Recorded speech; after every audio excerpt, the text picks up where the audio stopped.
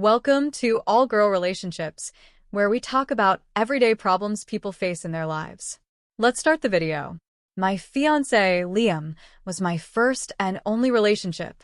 We were high school sweethearts, dated all through college, got engaged at 22, and were supposed to get married at 24. Liam always had a close relationship with my sister, Mary, and I never had an issue with it. I thought their closeness was normal, something I should be happy about, especially after reading stories online about in-laws who don't get along with their daughter's partners. Even when some things seem strange to me, like Mary's boyfriend's always being overly jealous and protective of her, I chose to ignore it. I didn't want to connect the dots, even though the truth was always right in front of me. I brushed off my concerns as insecurity, but deep down, I knew my instincts were right all along. In the end, I felt foolish for closing my eyes to the truth when I should have been paying attention. I gave Liam and my sister the space to betray me behind my back, and they did it so cleverly on my wedding day of all days. Everything fell apart for me on what was supposed to be one of the happiest days of my life. If someone had asked me beforehand, I wouldn't have imagined that the people I trusted most would hurt me so deeply and in such a public way, with hundreds of people there.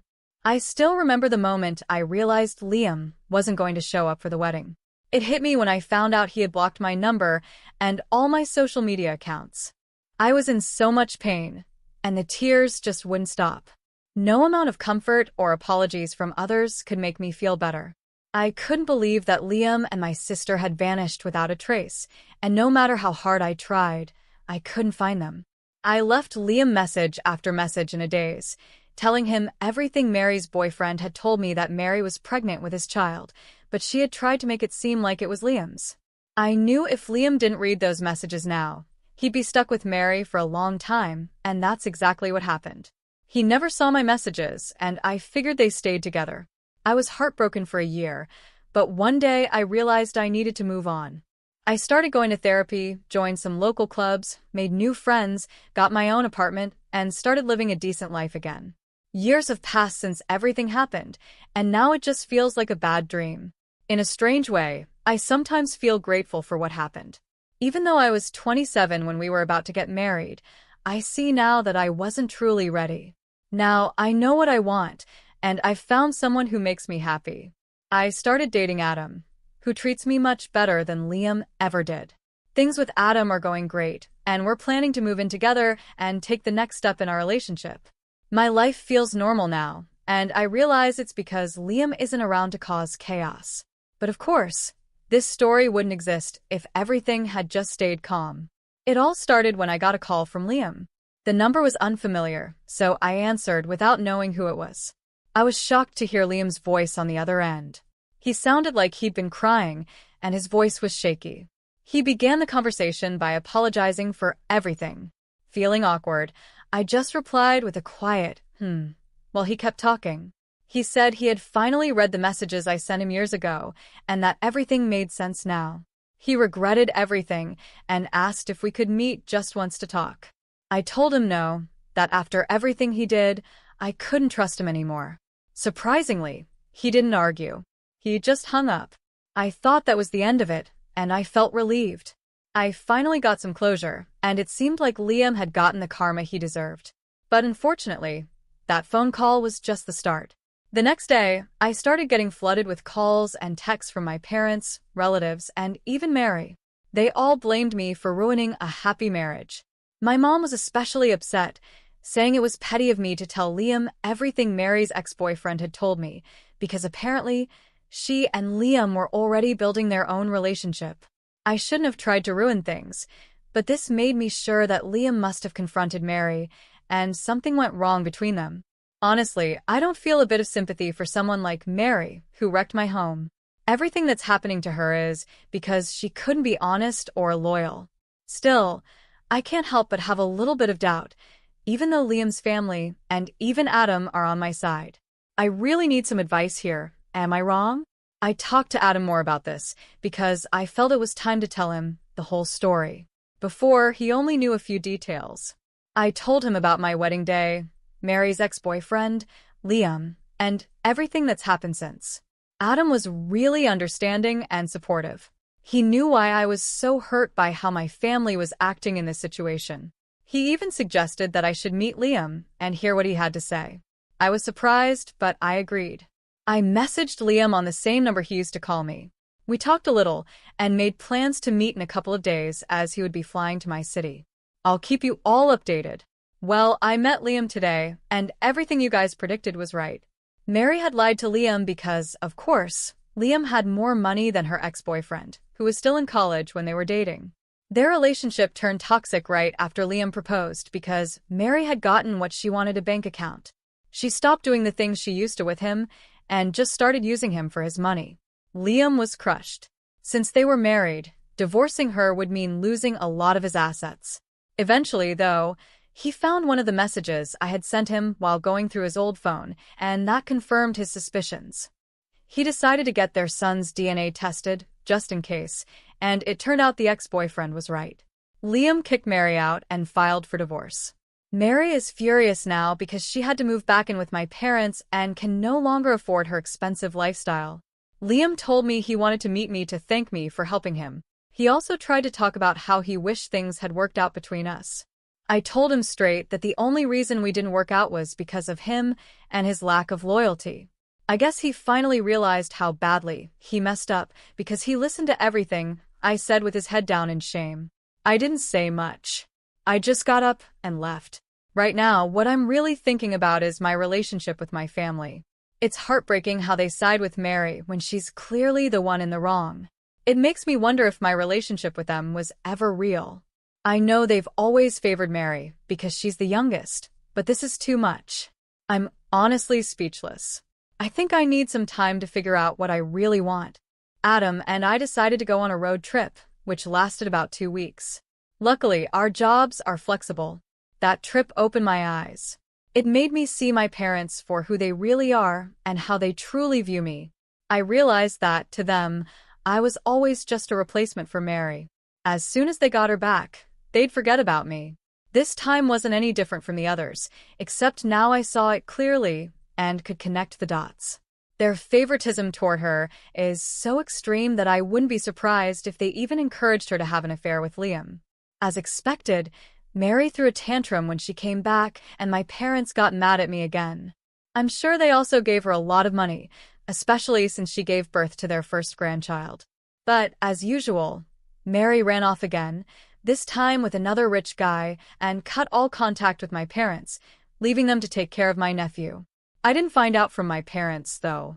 They started acting sweet and talked about wanting to see me again, which made me suspicious. So I called my cousin, who told me everything. That's when I realized they wanted me to take care of Mary's son until she came back, and then they'd push me aside again. I wasn't going to let that happen. That's when it all clicked for me, and I knew I had to cut them off. So I blocked their numbers. I got back to the city yesterday and also found out that Liam tried to move back in with his parents after losing so much money on divorce lawyers and alimony, but they said no. Like I said before, he deserves it. I don't feel any sympathy for Mary, my parents, or Liam. Mary's going to face her consequences. My parents are now raising my nephew, and Liam's life has fallen apart because he couldn't stay loyal. I have Adam, and my biggest concern now is just our relationship. Thank you. You're definitely for cutting ties with your family. It sounds like a mess, and the sooner you cut them off, the happier you'll be. You also need to trust your gut more, because it can really save you from a lot of heartache. I love how you ended up cutting your family out. I could tell throughout the story that they played a big role in all the problems. I'm glad you realized it and dealt with it at the root. Now, on to my situation. I'm 28, female, and live with my husband, who is 30. My mom, who's 61, was diagnosed with early-onset dementia about a year ago. She's been living with us because none of my other family members are willing to take her in. Since I'm a nurse, there's been pressure on me to take care of her, but it's very different when it's your own mom. I know she's going to get worse over time. Right now, she's still enjoying life, watching her favorite movies and playing card games. But she can't be left alone because she's vulnerable and might accidentally start a fire or forget where she is. I have one sibling, an older brother named Larry, who's 37. Until recently, he hasn't helped at all with caring for our mom. Larry lives with his wife, who's 35, and they have 2 kids, ages 12 and 9. I've asked Larry for help a few times, but he always says he's too busy with the kids and their activities. Over the past month, I've been more firm with Larry and told him that she's his mom too, and the least he could do is help out once a week. Now, every Friday, he takes our mom out for the day, usually to get coffee and go for a walk. She loves it and it gives me and my husband a break. But Larry's wife is upset with me. She says I'm taking Larry away from their family, and when he comes home, he doesn't want to help with housework or play with the kids. I told her that's not my fault, and that our mom's care isn't optional. It's not fair for me and my husband to do everything when Larry is fully capable of helping. She suggested we put our mom in a nursing home. I told her we can't afford a nursing home unless she and Larry are willing to split the cost.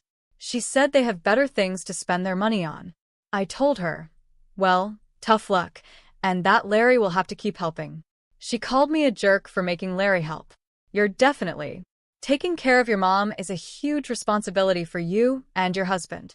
Your brother helping out once a week for a few hours is the least he can do. If he's too tired afterward to help his wife or take care of their kids, that's their issue to figure out. They chose to have kids, so that's not your problem. I'm sure you also have other things you'd like to spend your money on, but here you are providing full-time care for your mom and covering all the costs from what it sounds like.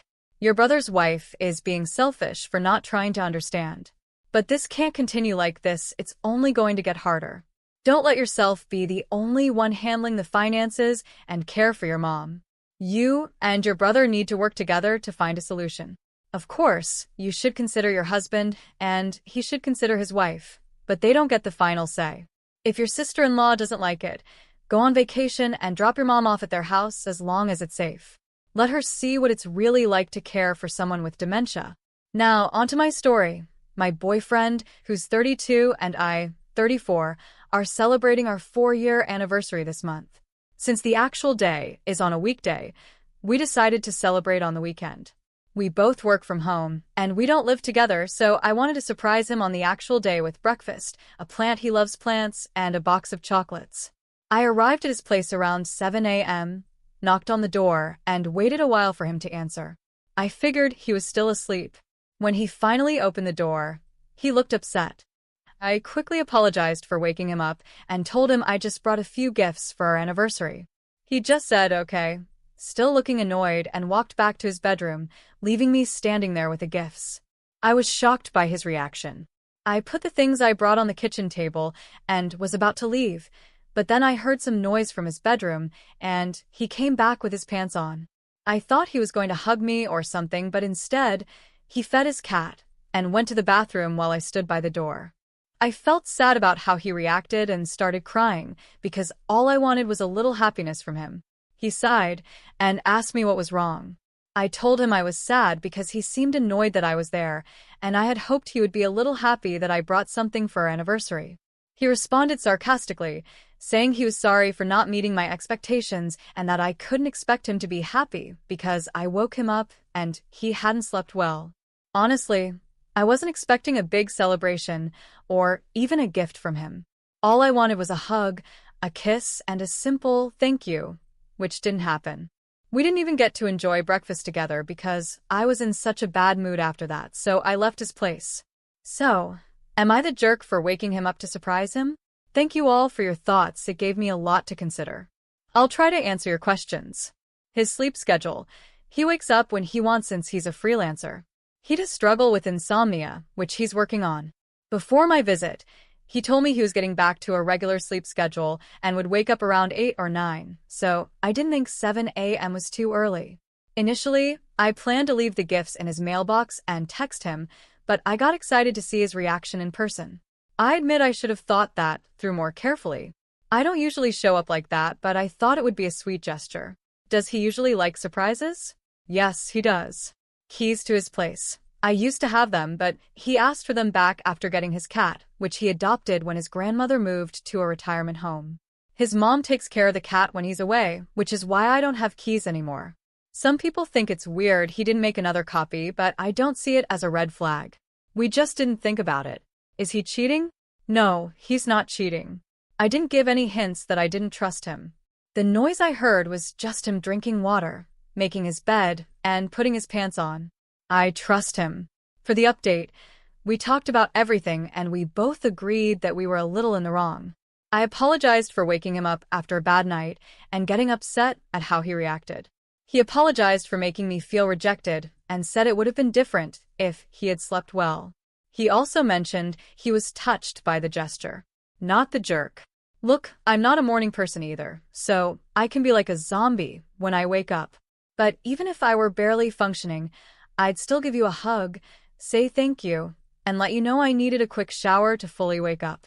After 5 years, you probably know his sleep schedule. A lot of comments are focused on the fact that it was 7 a.m., which is when most people are awake, but since he works from home, his schedule is different. If my partner woke me up at 4 a.m. with a surprise, especially on a day we had already agreed not to celebrate, I'd probably feel the same way.